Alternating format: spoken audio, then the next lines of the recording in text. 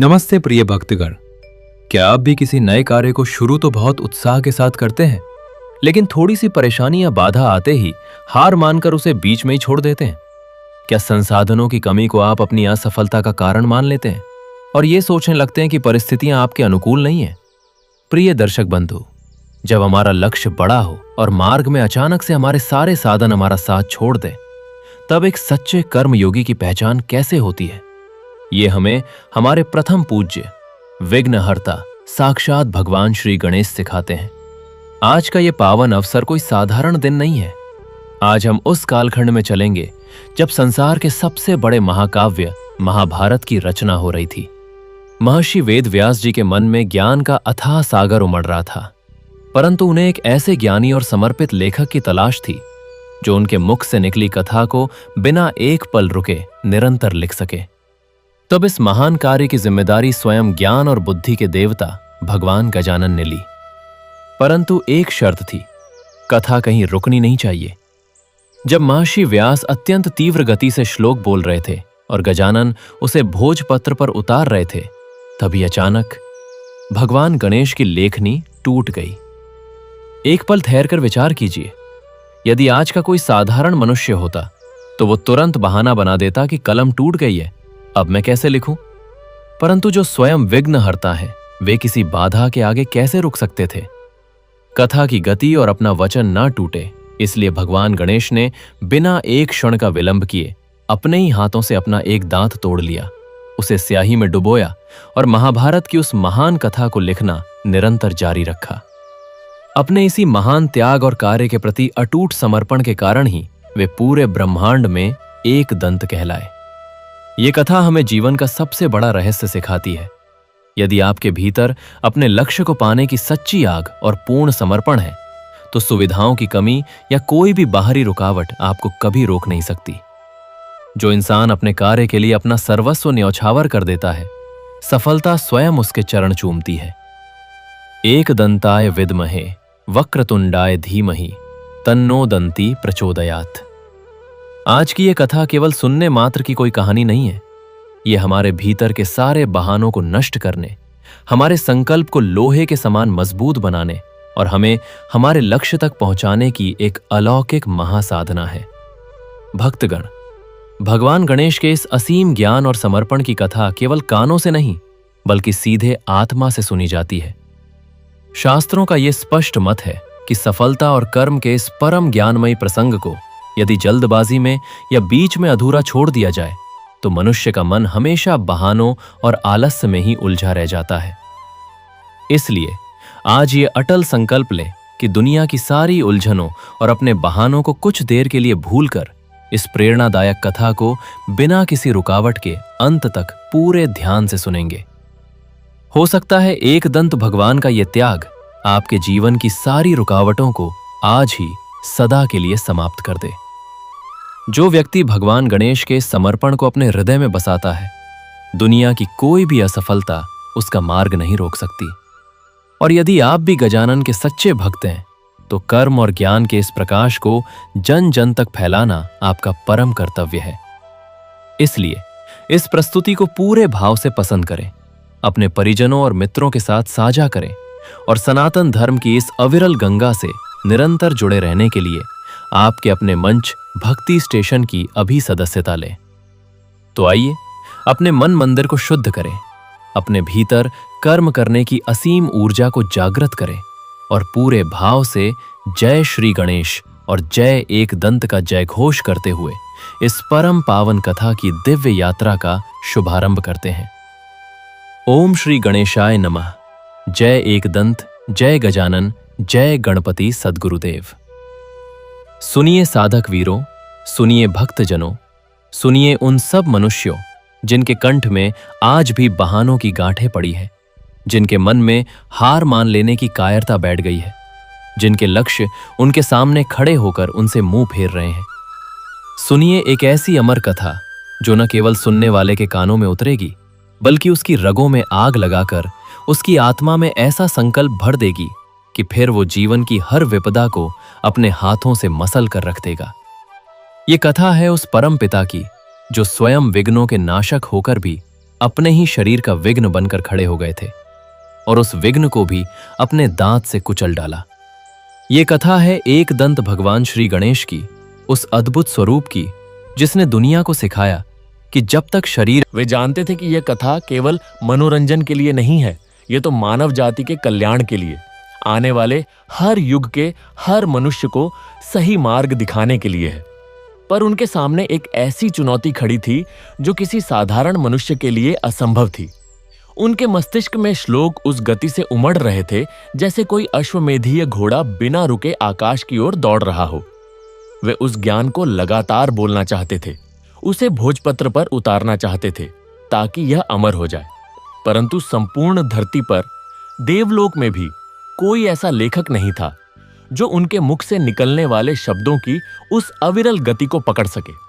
कोई भी साधारण लेखक होता तो पहले ही पल रुक जाता, थक जाता, कहता कि हे महर्षि, यह असंभव है, मनुष्य की लेखनी इतनी तेज नहीं चल सकती। परंतु महर्षि वेदव्यास को तो यह ज्ञान देना ही था जैसे सूर्य को प्रकाश देना ही है। उन्होंने देखा कि यदि यह कार्य रुक गया तो यह अनंत ज्ञान फिर से अव्यक्त में विलीन हो जाएगा और मानवता हमेशा के लिए इस अमूल्य धरोहर से वंचित रह जाएगी। तब देवताओं ने, जो इस महाकाव्य के प्रकट होने की प्रतीक्षा कर रहे थे, महर्षि वेदव्यास से कहा, हे ब्रह्मर्षि, इस कार्य के लिए किसी साधारण प्राणी का सहारा मत लीजिए। आह्वान कीजिए उस परम चेतना का जो स्वयं ज्ञान की मूर्ति हैं, जो बुद्धि के अधीश्वर हैं, जो विघ्नों को दूर करने वाले हैं, पर स्वयं किसी भी विघ्न से डरते नहीं। आह्वान कीजिए विघ्नहर्ता गणपति का। महर्षि वेदव्यास ने अपनी समाधि लगाई। उन्होंने अपने मन को एकाग्र किया। उनके हृदय से केवल एक ही नाद फूटा, AUM गण गणपतये नमः, AUM श्री गणेशाय नमः। वह प्रार्थना इतनी प्रबल थी, इतनी शुद्ध थी, जैसे कोई नदी स्वयं सागर से मिलने के लिए व्याकुल हो रही हो। और उसी क्षण उस गुफा का वातावरण कांप उठा। चारों दिशाओं से एक दिव्य आभा प्रकट हुई। सहसा एक अत्यंत सुंदर, गजमुख, लंबोदर, सिंदूरी वर्ण वाला दिव्य स्वरूप प्रकट हुआ। उनके चारों भुजाएं थीं, एक में अंकुश, एक में पाश, एक में मोदक और एक हाथ उन्हें अभय दे रहा था। उनके साथ रद्दी सिद्धि भी प्रकट हुई और उनके मस्तक पर सर्पों का मुकुट था। उनके कान बड़े बड़े थे, जैसे संपूर्ण ब्रह्मांड की हर पुकार को सुनने के लिए तत्पर हों। यह थे स्वयं भगवान श्री गणेश, जो सभी देवताओं के भी आराध्य हैं, जिनके बिना कोई भी शुभ कार्य प्रारंभ नहीं होता। महर्षि वेदव्यास ने दंडवत प्रणाम किया। उनकी आंखों से आनंद के आंसू बह रहे थे। उन्होंने विनम्र स्वर में कहा, हे प्रभु, आप स्वयं आ गए। आप ज्ञान के दाता हैं, आप बुद्धि के स्वामी हैं। मैंने इस महाकाव्य की रचना अपने मन में कर ली है, परंतु हे गणनायक, इसे लिखने के लिए मुझे एक ऐसे लेखक की आवश्यकता है जो मेरे विचारों की गति को पकड़ सके। मैं प्रार्थना करता हूं कि आप स्वयं इस पवित्र कार्य में मेरे लेखक बने। भगवान गणेश ने अपनी सूंड उठाई। उनके मुख पर एक अद्भुत मुस्कान थी जो ज्ञान और करुणा दोनों से भरी थी। उन्होंने अपने दिव्य स्वर में कहा, हे महर्षि, तुम्हारी तपस्या से मैं अति प्रसन्न हूं। तुम्हारा यह कार्य केवल मनुष्य का कार्य नहीं, यह देव कार्य है, यह लोक कल्याण का कार्य है। मैं इस कार्य को करने को तैयार हूं, परंतु मैं एक शर्त रखूंगा। महर्षि वेदव्यास ने हाथ जोड़कर कहा, प्रभु, जो भी आपकी इच्छा। भगवान गणेश ने कहा, हे महर्षि, मेरी लेखनी एक बार चलने के बाद रुकेगी नहीं। मैं सहस्रों वर्षों तक लिख सकता हूं, परंतु मेरी लेखनी को रुकने का कोई अधिकार नहीं है। यदि तुम बोलते हुए एक पल के लिए भी रुके, यदि तुम्हारे मुख से श्लोकों का प्रवाह एक क्षण के लिए भी थम गया, तो मैं उसी क्षण यह लेखनी रख दूंगा और इस स्थान से प्रस्थान कर जाऊंगा। यह मेरी प्रतिज्ञा है। यह सुनकर महर्षि वेदव्यास के मुख पर एक रहस्यमयी मुस्कान आ गई। उन्हें इस बात का आभास था कि इस कार्य में कुछ अवरोध आएंगे, परंतु वे भी उतने ही दृढ़ थे जितना कि स्वयं गणेश। उन्होंने कहा, हे गणेश, मैं भी एक शर्त रखता हूं। आप कोई भी श्लोक बिना उसका गहरा अर्थ समझे नहीं लिखेंगे। आप केवल लेखनी नहीं चलाएंगे, आप उस ज्ञान के साक्षी भी बनेंगे। जब तक आप उस श्लोक के हर शब्द, हर भाव, हर रहस्य को अपने भीतर नहीं उतार लेते, तब तक आप अगला श्लोक नहीं लिखेंगे। भगवान गणेश ने सिर हिलाया। उनकी आंखों में एक अलग ही चमक थी। यह शर्त उन्हें भी स्वीकार थी, क्योंकि ज्ञान का लेखन केवल हाथ से नहीं, हृदय से होता है। और इस प्रकार उस अद्भुत संधि के साथ दुनिया के सबसे बड़े ग्रंथ को लिखने का महायज्ञ प्रारंभ हुआ। महर्षि वेदव्यास अपने आसन पर बैठ गए। भगवान गणेश अपने दाहिने हाथ में दिव्य लेखनी लेकर भोजपत्रों के ढेर के सामने विराजमान हो गए। चारों ओर देवता, गंधर्व, अप्सराएं, सिद्ध, साध्य सभी अदृश्य रूप से एकत्र हो गए। यह दृश्य देखने योग्य था। महर्षि ने अपनी आंखें बंद की और उनके मुख से श्लोकों की अविरल गंगा बहने लगी। एयुएम नमो भगवते वासुदेवाय, जय जय श्री कृष्ण गोविंद हरे मुरारे। पहला श्लोक बोलते ही भगवान गणेश की लेखनी चल पड़ी। उनका हाथ उस गति से चल रहा था मानो कोई बाज अपने पंखों से आकाश को छू रहा हो। उनकी सूंड लगातार स्याही में डुबकी लगा रही थी। उनके मस्तक पर बिंदी की तरह ज्ञान का प्रकाश चमक रहा था। श्लोक दर श्लोक, अध्याय दर अध्याय, पर्व दर पर्व महाभारत की रचना हो रही थी। महर्षि बोल रहे थे। धृतराष्ट्र के पुत्र हुए 100 और पांडु के पुत्र हुए 5। कैसे कौरवों का अहंकार बढ़ा, कैसे पांडवों का धैर्य घटा, कैसे शकुनी ने पासा फेंका, कैसे द्रौपदी ने चीर की प्रार्थना की, कैसे भगवान कृष्ण ने अर्जुन को गीता का ज्ञान दिया। और गणेश लिख रहे थे। एक एक शब्द को वे अपने हृदय से पी रहे थे। जब वे लिखते थे कि द्रौपदी चीर पकड़कर खड़ी है और भगवान कृष्ण उसकी रक्षा कर रहे हैं, तो उनकी आंखों से आंसू बह रहे थे। जब वे लिखते थे कि भीष्म पितामह शरशया पर लेटे हैं और उनका प्राणांत हो रहा है, तो उनकी लेखनी भारी हो जाती थी। पर वे रुकते नहीं थे। उनकी लेखनी चलती रहती थी, उसी अविरल गति से, जैसे कोई नदी समुद्र की ओर बढ़ रही हो। दिन बीत गए। सूर्य उगा और अस्त हुआ। चंद्रमा ने अपनी चांदनी बिखेरी और फिर ओझल हो गया। ऋतुएं बदलीं। वर्षा हुई, शीत आई, ग्रीष्म की तपन हुई। पर उस गुफा के भीतर समय थम गया था। केवल एक ही ध्वनि थी, महर्षि वेदव्यास के मुख से निकलते श्लोकों की गूंज और भगवान गणेश की लेखनी की सरसराहट।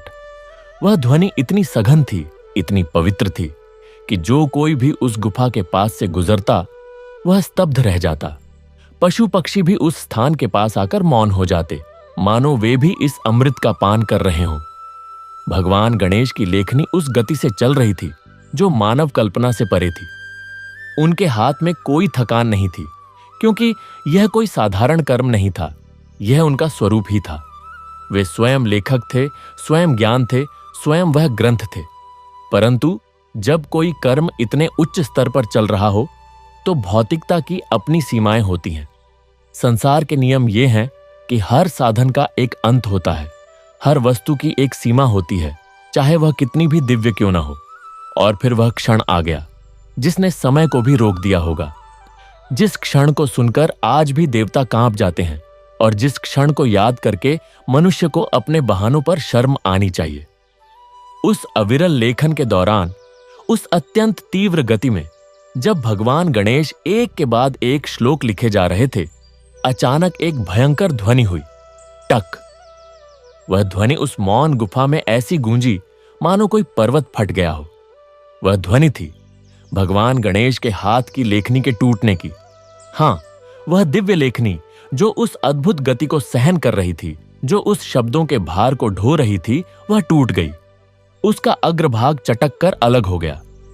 भोजपत्र पर स्याही का एक धब्बा फैल गया और फिर सन्नाटा। महर्षि वेदव्यास के मुख से श्लोक अभी भी निकल रहे थे, पर भगवान गणेश की लेखनी रुक गई थी। समय मानो स्थिर हो गया। उस पल, उस गुफा में वह सन्नाटा इतना भारी था जैसे कोई विराट प्रश्न ब्रह्मांड से पूछा गया हो। अब क्या? अब क्या होगा? भगवान गणेश की शर्त स्पष्ट थी, लेखनी रुकेगी नहीं। और अब लेखनी टूट चुकी थी। उनके पास दूसरी लेखनी नहीं थी। यदि वे उठकर दूसरी लेखनी ढूंढने जाते तो उनकी शर्त टूट जाती। वे उसी क्षण लिखना छोड़ देते। और यह महान ग्रंथ, यह अमर महाकाव्य जो अब भी आधा भी नहीं लिखा गया था, अधूरा रह जाता। जो ज्ञान अनंत था वह अनंत के गर्भ में ही समा जाता। मानवता उस ज्ञान से वंचित रह जाती जिसने आज तक करोड़ों प्राणियों को मार्ग दिखाया है। उस क्षण यदि वहां कोई साधारण मनुष्य होता तो वह क्या करता? वह तुरंत बहाना बनाना शुरू कर देता। वह कहता, देखो, यह मेरी गलती नहीं है, मेरा साधन ही टूट गया। मैं तो लिख रहा था, परंतु यह तो भाग्य की बात है कि कलम ही टूट गई। अब मैं क्या कर सकता हूं? मैं तो रुकने को मजबूर हूं। यही तो है मनुष्य की दुर्बलता। जरा सा साधन टूटा, जरा सा रास्ता बंद हुआ, जरा सी परेशानी आई और हम अपने लक्ष्य को छोड़कर बैठ जाते हैं। हम कहते हैं, अब समय नहीं है, अब साधन नहीं है, अब यह संभव नहीं है। मैंने बहुत कोशिश की, पर अब और नहीं हो सकता। हम अपनी असफलता का ठीकरा परिस्थितियों, दूसरों या भाग्य पर फोड़ देते हैं। हम अपनी कायरता को बुद्धिमानी का नाम दे देते हैं। हम कहते हैं कि समझदारी यही है कि रुक जाओ। परंतु जिस गुफा में यह घटना घट रही थी, वहां कोई साधारण मनुष्य नहीं था। वहां थे स्वयं विघ्नहर्ता, स्वयं गणनायक, स्वयं वे देवता जिनके एक संकल्प से ब्रह्मांड के सारे विघ्न धूल में मिल जाते हैं। वहां थे वे जो अपने भक्तों को कहते हैं, मेरी शरण में आओ, मैं तुम्हारे सारे विघ्न हर लूंगा। और उसी क्षण भगवान गणेश ने एक ऐसा कार्य किया जिसने देवताओं को भी स्तब्ध कर दिया, जिसने महर्षि वेदव्यास की आंखों से आंसू बहा दिए और जिसने यह सिद्ध कर दिया कि जब लक्ष्य सत्य हो, जब कार्य धर्म के लिए हो, तो स्वयं का शरीर भी कोई वस्तु नहीं है। भगवान गणेश ने एक पल की भी देरी नहीं की।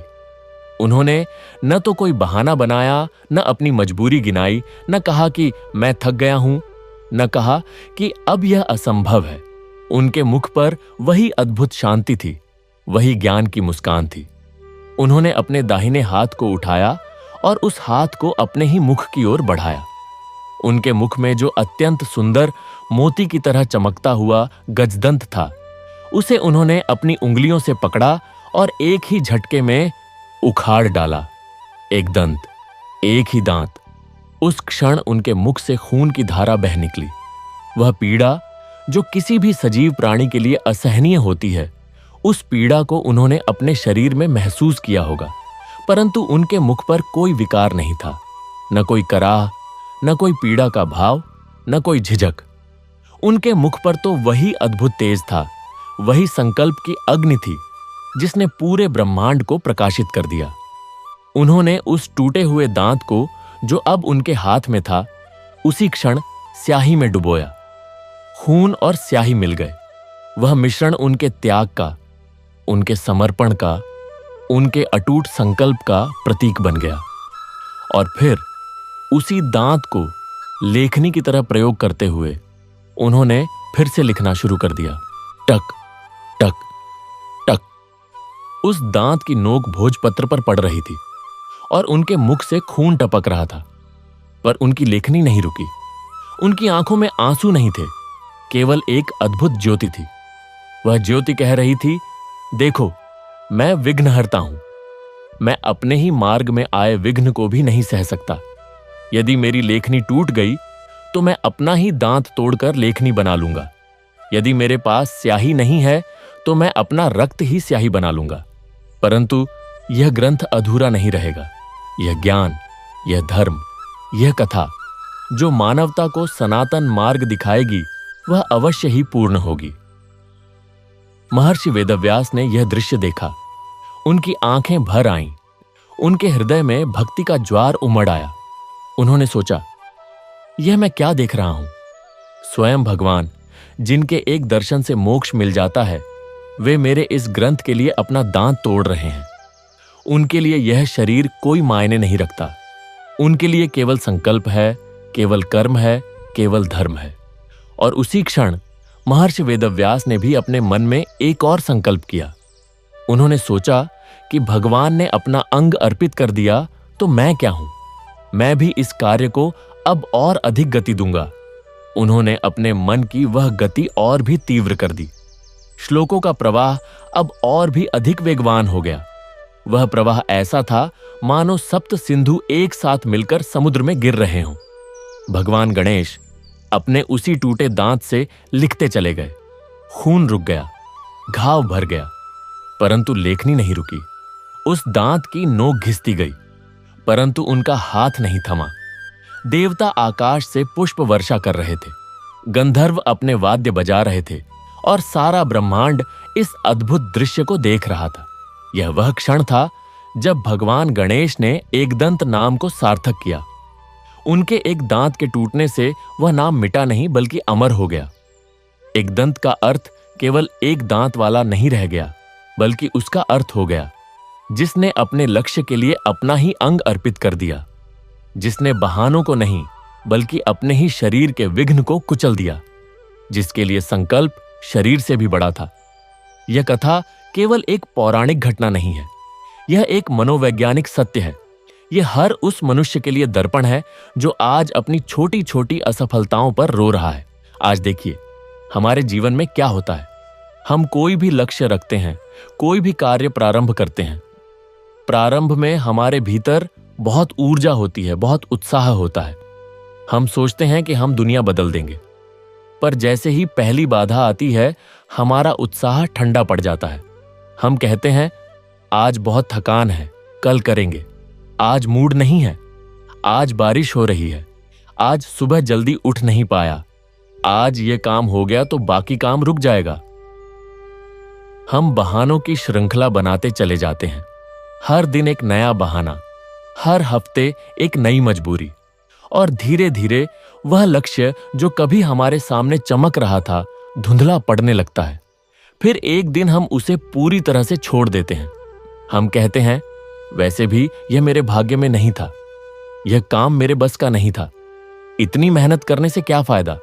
देखो मैंने कोशिश तो की पर परिस्थितियां साथ नहीं थीं। और फिर हम दूसरा लक्ष्य ढूंढते हैं और फिर वही कहानी। यही तो है हमारी कायरता, यही तो है हमारी दुर्बलता। हम हार मानने में इतने कुशल हो गए हैं कि संघर्ष करना ही भूल गए हैं। हम सोचते हैं कि सफलता वहां मिलती है जहां सारे साधन उपलब्ध हों, जहां कोई विघ्न न हो, जहां सब कुछ सुचारू रूप से चलता रहे। परंतु सच तो यह है कि सफलता उसी को मिलती है जो विघ्नों को देखकर मुस्कुराता है, जो बाधाओं को अपने पैरों तले कुचलता है, जो अपने ही शरीर के सुख दुख को तब तक महत्व नहीं देता जब तक उसका लक्ष्य अधूरा है। भगवान एकदंत हमें यही सिखाते हैं।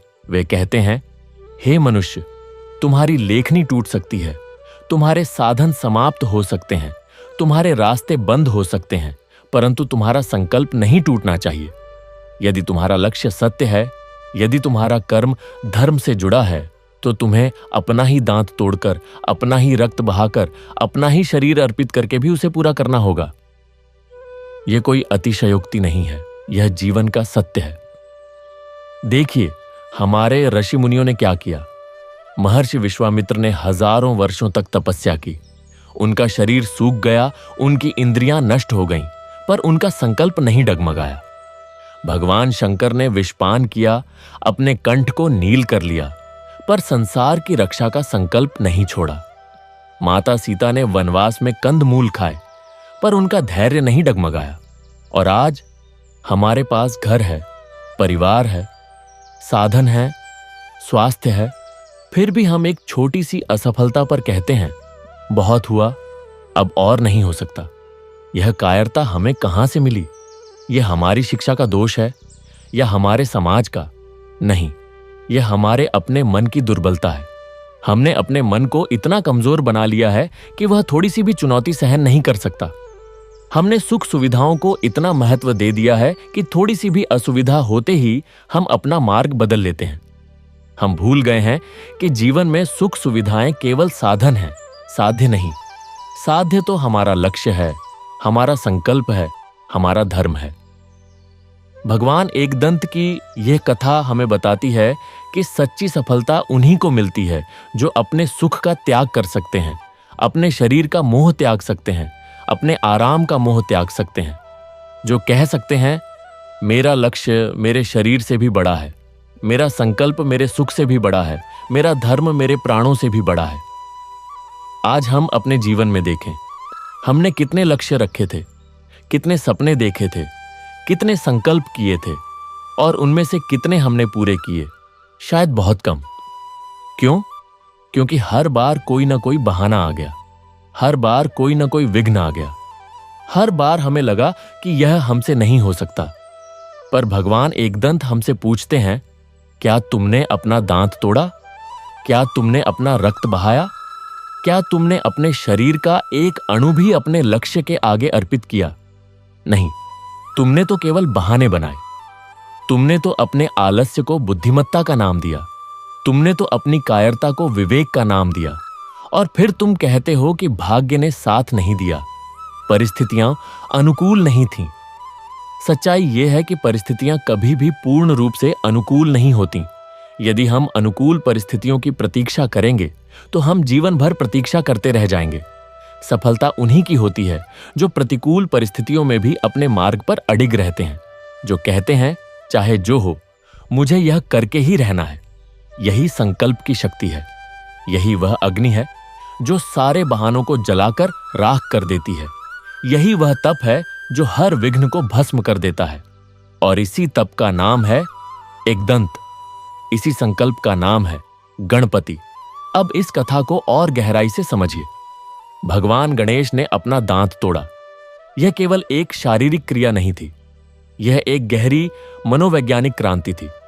उन्होंने यह संदेश दिया कि जब तुम अपने अहंकार को, अपने शरीर के मोह को, अपने सुख के बंधन को तोड़ सकते हो, तभी तुम सच्चे रूप में विघ्नहर्ता बन सकते हो। जब तक तुम अपने ही अहंकार के दांत से चिपके रहोगे, तब तक तुम दूसरों के विघ्न कैसे हटाओगे? हमारे जीवन में भी यही स्थिति है। हम अपने अहंकार से, अपने आलस्य से, अपने भय से चिपके रहते हैं। हमें लगता है कि यह हमारा स्वरूप है, हम इसके बिना नहीं रह सकते। पर जब हम अपने लक्ष्य के लिए इस अहंकार को, इस आलस्य को, इस भय को तोड़ देते हैं, तब हम सच्चे रूप में सफल होते हैं। तब हमारा जीवन एकदंत की तरह हो जाता है। एक ही लक्ष्य, एक ही दिशा, एक ही संकल्प। यह कथा हमें यह भी बताती है कि सच्चा ज्ञान केवल सुनने से नहीं, समझने से आता है। भगवान गणेश ने प्रत्येक श्लोक को समझकर लिखा। उन्होंने केवल लेखनी नहीं चलाई, उन्होंने उस ज्ञान को अपने हृदय में उतारा। इसलिए महाभारत केवल एक ग्रंथ नहीं है, वह स्वयं गणेश का हृदय है। उनके रक्त की बूंदें उसमें समाई हैं, उनके त्याग की गाथा उसमें लिखी है। इसलिए जब भी हम महाभारत पढ़ते हैं तो हमें केवल कथा नहीं मिलती, हमें उस अद्भुत त्याग की, उस अटूट संकल्प की, उस अगाध ज्ञान की अनुभूति होती है। आज हमें भी अपने जीवन को इसी प्रकार लिखना है। हमारा जीवन ही हमारा महाभारत है। हमारे भीतर पांडव और कौरव दोनों हैं। हमारे भीतर धर्म और अधर्म का युद्ध चलता रहता है। हमारे भीतर भी भगवान कृष्ण को गीता सुनानी होती है और हमें अर्जुन की तरह उस गीता को समझना होता है। पर यह सब तभी संभव है जब हम भगवान एकदंत की तरह अपने संकल्प को अडिग रखें। जब हम कहें, चाहे मेरी लेखनी टूट जाए, चाहे मेरे सारे साधन समाप्त हो जाएं, चाहे मेरा शरीर ही टूट जाए, पर मैं अपने लक्ष्य को अधूरा नहीं छोड़ूंगा। यही वह मंत्र है जो जीवन की हर विपदा को पार कर सकता है। यही वह शक्ति है जो हर असंभव को संभव बना सकती है। यही वह भक्ति है जो भगवान को भी अपने सामने झुका सकती है। और देखिए, इस त्याग का फल क्या हुआ। भगवान गणेश ने अपना दांत तोड़ा, पर उसी दांत से उन्होंने महाभारत जैसा अमर ग्रंथ लिखा। उनका एक दांत टूटा, पर उनका नाम एकदंत अमर हो गया। आज सारा ब्रह्मांड उन्हें एकदंत के नाम से पुकारता है। उनके भक्त उन्हें एकदंताय विद्महे वक्रतुंडाय धीमहि से याद करते हैं। उनका वह टूटा हुआ दांत उनके त्याग का प्रतीक बन गया, उनके संकल्प का प्रतीक बन गया, उनके अद्भुत प्रेम का प्रतीक बन गया।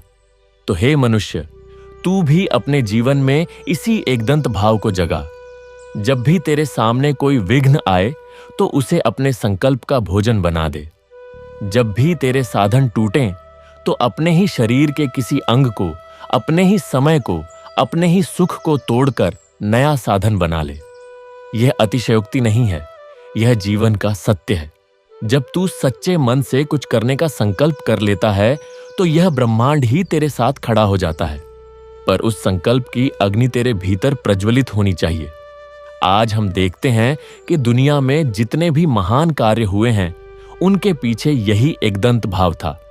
स्वामी विवेकानंद ने कहा, उठो, जागो और तब तक मत रुको जब तक लक्ष्य न मिल जाए। यह क्या है?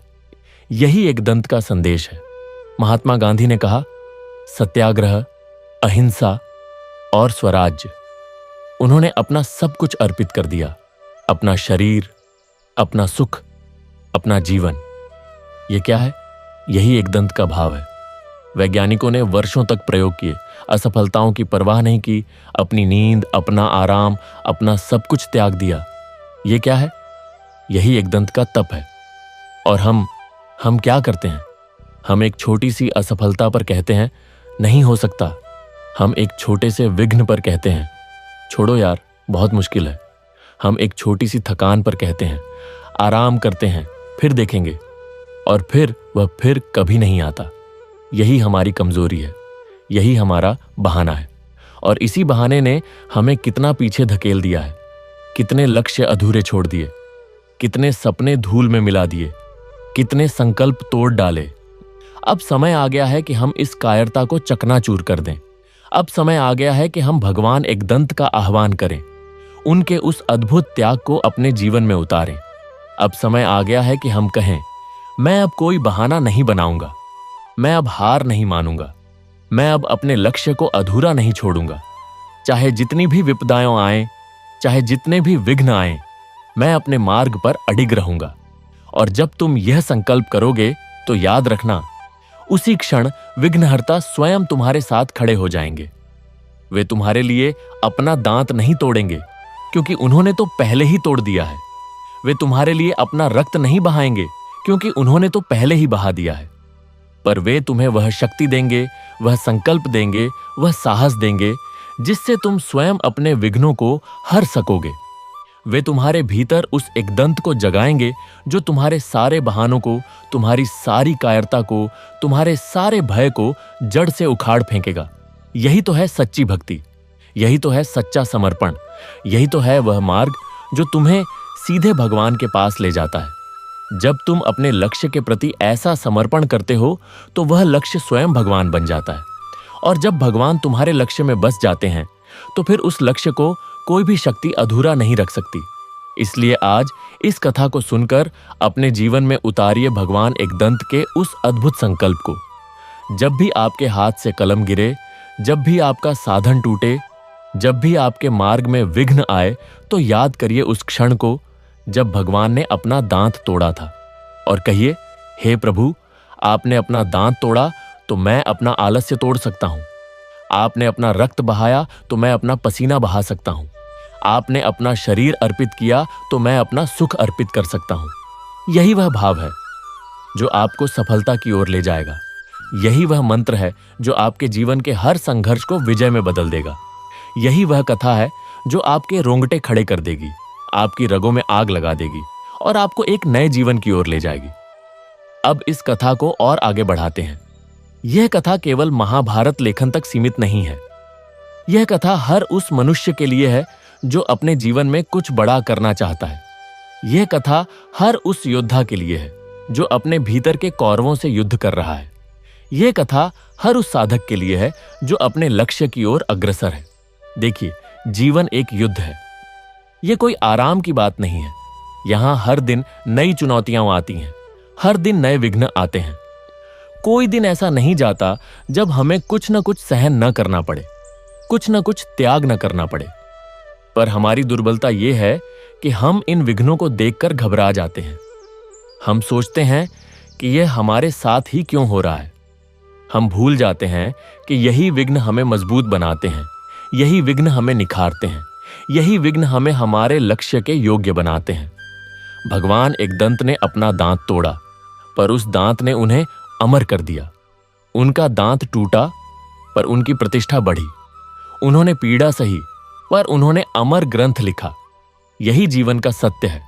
जो त्याग करता है वही पाता है, जो सुख छोड़ता है वही सच्चा सुख पाता है। जो अपना अहंकार तोड़ता है वही सच्चा ज्ञान पाता है। आज हमें भी यही करना है। हमें अपने भीतर के उस दांत को तोड़ना है जो हमें कमजोर बनाए रखता है। वह दांत है हमारा आलस्य, हमारा भय, हमारा अहंकार, हमारी कायरता, हमारे बहाने। जब तक यह दांत हमारे भीतर है, हम अपने लक्ष्य को पूरा नहीं कर सकते। यह दांत हमें रोके रखता है, हमें पीछे खींचता है, हमें नीचे गिराता है। इसलिए ही संकल्प करें कि हम इस दांत को तोड़ेंगे। हम अपने आलस्य को तोड़ेंगे, अपने भय को तोड़ेंगे, अपने बहानों को तोड़ेंगे। और जब हम यह करेंगे तो हमारे भीतर भी वही एकदंत प्रकट होगा जिसने महाभारत लिखा था। हमारे भीतर भी वही शक्ति जागेगी जिसने विघ्नों को कुचला था। हमारे भीतर भी वही संकल्प जागेगा जिसने असंभव को संभव बनाया था। और यह केवल एक कल्पना नहीं है, यह सत्य है। क्योंकि जो शक्ति भगवान गणेश में है वही शक्ति हम सभी में है। हम सभी उसी परम चेतना के अंश हैं। हम सभी में वही एकदंत छिपा है। हमें केवल उसे जगाना है, हमें केवल उसे प्रकट करना है। यही इस कथा का सार है, यही इस कथा का रहस्य है, यही इस कथा का अमृत है। अब इस कथा को और गहराई से समझिए। भगवान गणेश ने अपना दांत तोड़ा। यह एक ऐतिहासिक घटना मात्र नहीं है, यह एक प्रतीक है। दांत का अर्थ है हमारी पकड़। जिस चीज को हम पकड़ कर रखते हैं वह दांत है। हम अपने सुख को पकड़े रहते हैं, अपने आराम को पकड़े रहते हैं, अपने अहंकार को पकड़े रहते हैं, अपने भय को पकड़े रहते हैं। हम इनसे चिपके रहते हैं जैसे कोई दांत से चिपक जाता है। और यही पकड़ हमारी सबसे बड़ी बाधा बन जाती है।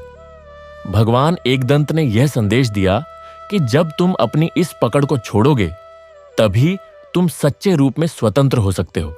जब तुम अपने सुख को, अपने आराम को, अपने अहंकार को, अपने भय को त्यागोगे तभी तुम अपने लक्ष्य को प्राप्त कर सकते हो। यह त्याग कठिन है, यह पीड़ादायक है, यह दांत तोड़ने जैसा है, पर इसी त्याग में सच्ची सफलता छिपी है।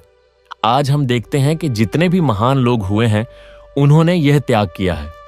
उन्होंने अपना सुख त्यागा, अपना आराम त्यागा, अपना अहंकार त्यागा, अपना भय त्यागा, और इसी त्याग ने उन्हें महान बनाया।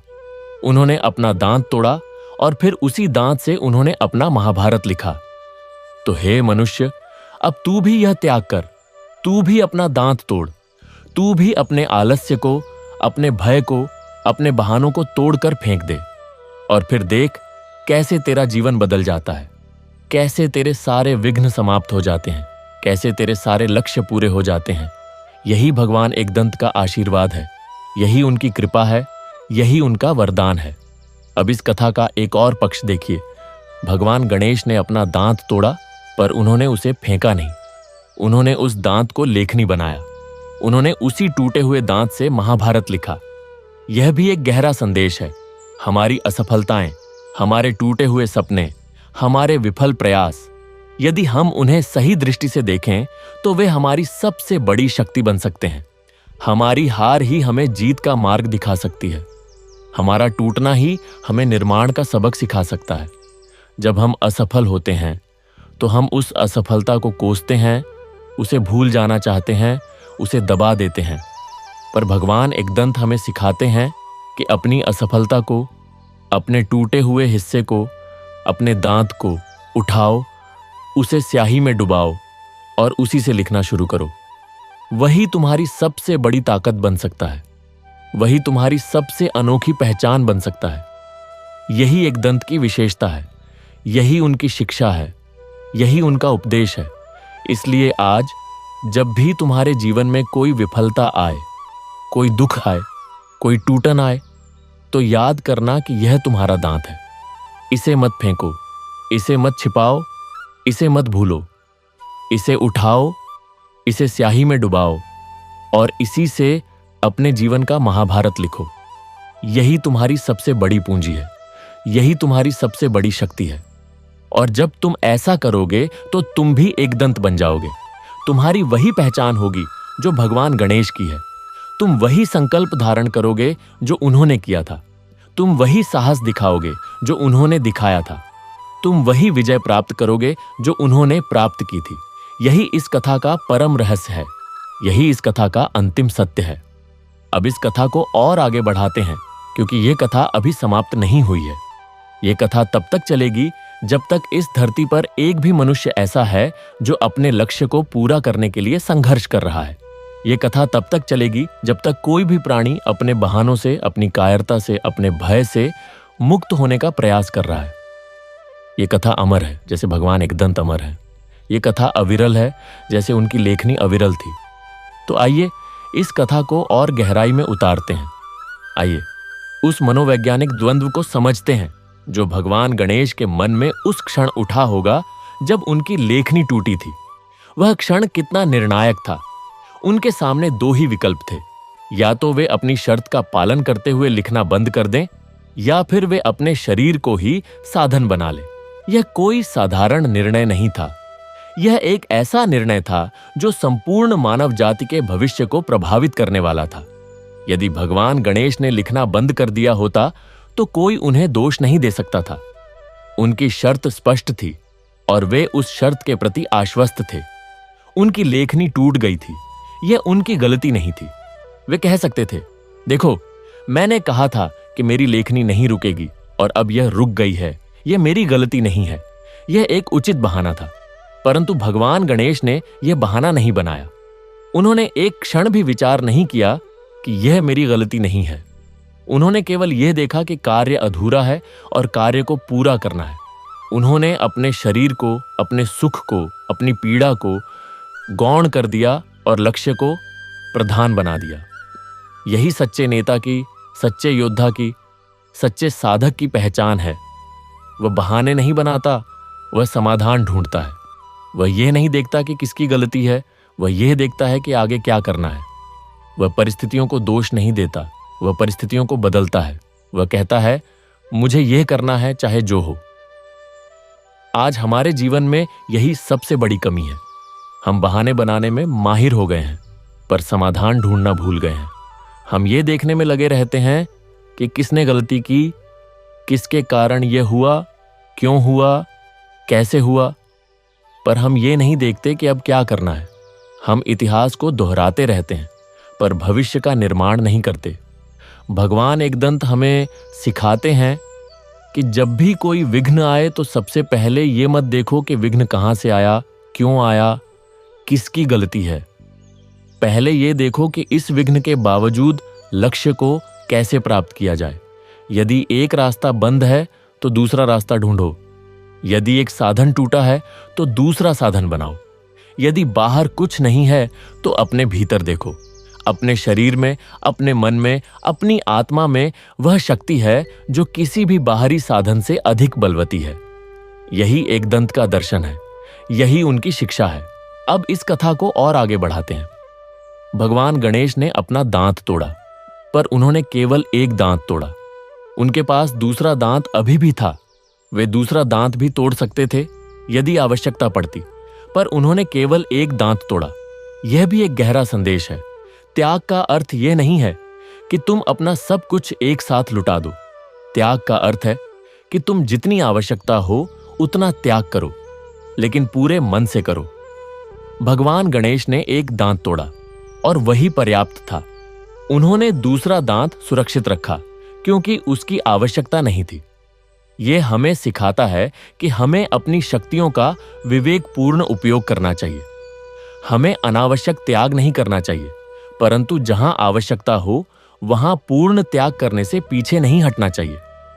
हमें अपने संसाधनों का, अपनी शक्तियों का, अपने समय का, अपनी ऊर्जा का सही उपयोग करना चाहिए।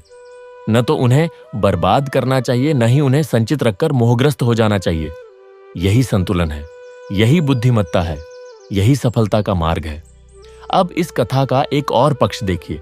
जब भगवान गणेश ने अपना दांत तोड़ा तो उनके मुख से रक्त बहने लगा।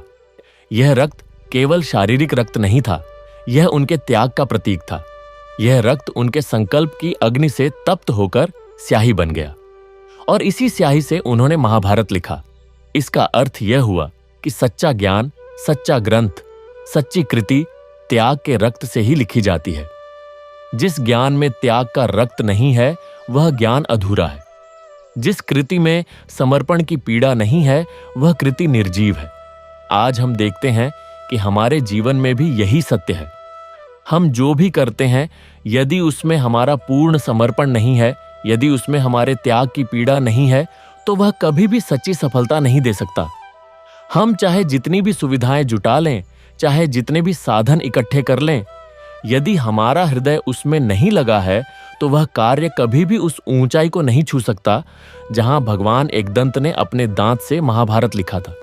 इसलिए आज जब भी तुम कोई कार्य करो तो उसमें अपना पूरा हृदय लगाओ, उसमें अपना पूरा त्याग लगाओ, उसमें अपनी पूरी आत्मा लगाओ।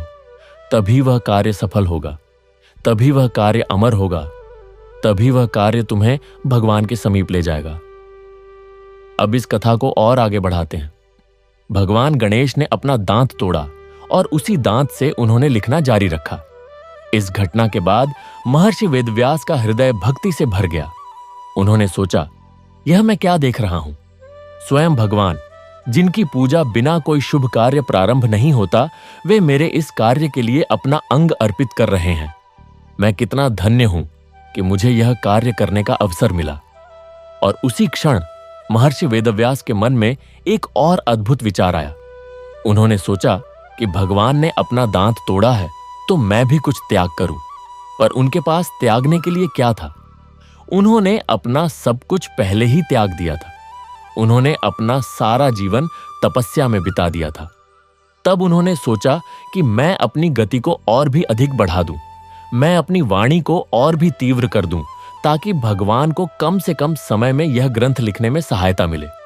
और उन्होंने ऐसा ही किया। उनकी वाणी की गति इतनी बढ़ गई कि देवता भी आश्चर्यचकित रह गए। श्लोकों का प्रवाह ऐसा था मानो कोई गंगा आकाश से सीधे पृथ्वी पर गिर रही हो। और भगवान गणेश अपने उसी टूटे दांत से उसी अविरल गति से लिखते चले गए। यह दृश्य देखकर देवता आकाश में एकत्र हो गए। उन्होंने पुष्प वर्षा की, उन्होंने दिव्य वाद्य बजाए, उन्होंने जय जयकार की। वे कह रहे थे, जय एकदंत, जय गणपति, जय महर्षि वेदव्यास। यह अद्भुत दृश्य है जहां स्वयं भगवान अपने त्याग से और स्वयं ऋषि अपनी तपस्या से मिलकर मानवता के लिए यह अमर ग्रंथ लिख रहे हैं।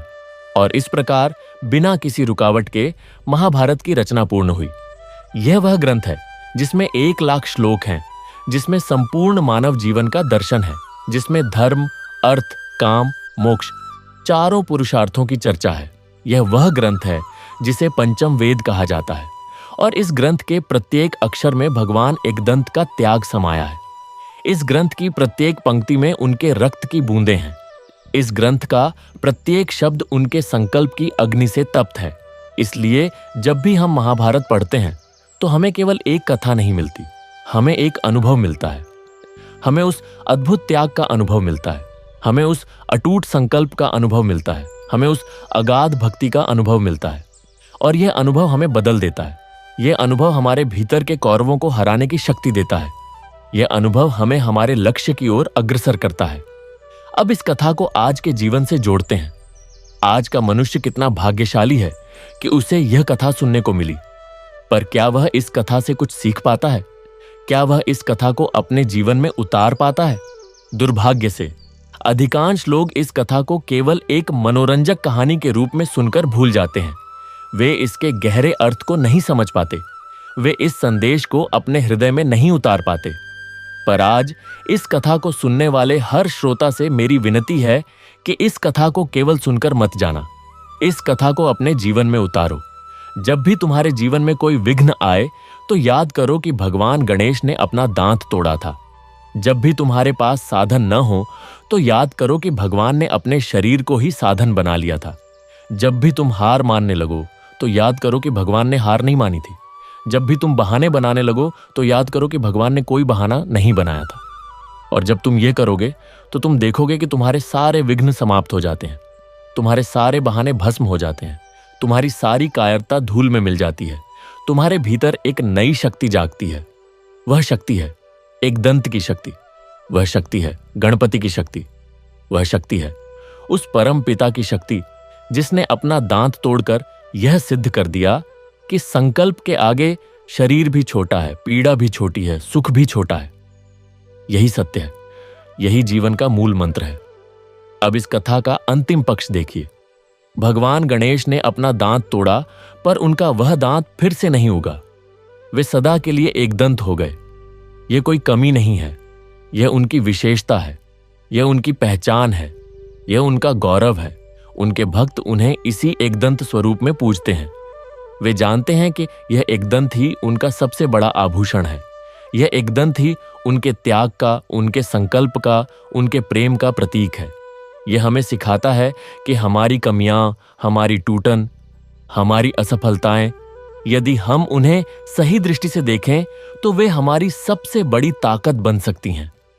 हमारे घाव हमारे गहने बन सकते हैं, हमारे आंसू हमारे मोती बन सकते हैं, हमारे टूटे हुए सपने हमारी नई पहचान बना सकते हैं। इसलिए अपनी कमियों से मत डरो, अपनी असफलताओं से मत भागो, अपने घावों को मत छिपाओ। उन्हें अपनाओ, उन्हें समझो, उनसे सीखो और उन्हें अपनी शक्ति बनाओ। तभी तुम भी एक दंत की तरह हो जाओगे। तभी तुम भी उस परम पिता के समान बन जाओगे जिसने अपनी टूटन को अपनी पहचान बनाया। यही इस कथा का सार है, यही इस कथा का रहस्य है, यही इस कथा का अमृत है। अब इस कथा को समाप्त करने से पहले मैं आप सभी श्रोताओं से एक बात कहना चाहता हूं।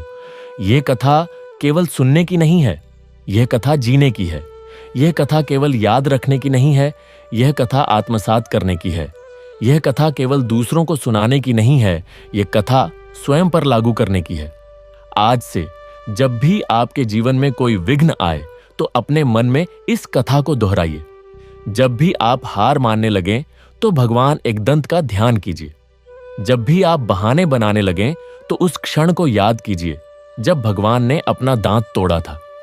और फिर देखिए कैसे आपके सारे विघ्न समाप्त हो जाते हैं, कैसे आपके सारे बहाने भस्म हो जाते हैं, कैसे आपके सारे लक्ष्य पूरे हो जाते हैं। यह मैं अपने अनुभव से कह रहा हूं, यह मैं अपने ज्ञान से कह रहा हूं, यह मैं अपने हृदय से कह रहा हूं। भगवान एकदंत की कृपा से बड़ा कुछ नहीं है, उनकी शरण में जाने से बड़ा कोई सुख नहीं है, उनके संकल्प को अपनाने से बड़ा कोई धर्म नहीं है। इसलिए आज इस कथा के अंत में मैं आप सभी से प्रार्थना करता हूं कि आप भगवान एकदंत की शरण में जाएं। उनसे प्रार्थना करें कि हे प्रभु, हमें वह शक्ति दीजिए जो आपने अपने दांत तोड़ते समय दिखाई थी। हे प्रभु, हमें वह संकल्प दीजिए जो आपने महाभारत लिखते समय धारण किया था। हे प्रभु, हमें वह साहस दीजिए जो आपने अपने रक्त को स्याही बनाते समय दिखाया था। और जब हम यह प्रार्थना करेंगे तो वह अवश्य सुनेंगे, क्योंकि वे विघ्नहर्ता हैं, वे भक्त वत्सल हैं, वे करुणा सागर हैं। वे हमारी हर पुकार सुनते हैं, वे हमारी हर प्रार्थना स्वीकार करते हैं, वे हमारे हर संकल्प को शक्ति देते हैं, वे हमारे हर कर्म को सफलता देते हैं। इसलिए आइए आज हम सब मिलकर भगवान एकदंत का ध्यान करें। आइए उनके उस अद्भुत स्वरूप का स्मरण करें जिसने अपना दांत तोड़कर हमें सिखाया कि जीवन में सबसे बड़ा त्याग ही सबसे बड़ी सफलता का मार्ग है। आइए उनके उस अमर संकल्प को अपने हृदय में उतारें और अपने जीवन को सफल, सार्थक और सुखमय बनाएं। AUM श्री गणेशाय नमः। जय एकदंत। गणपति बप्पा मोरया।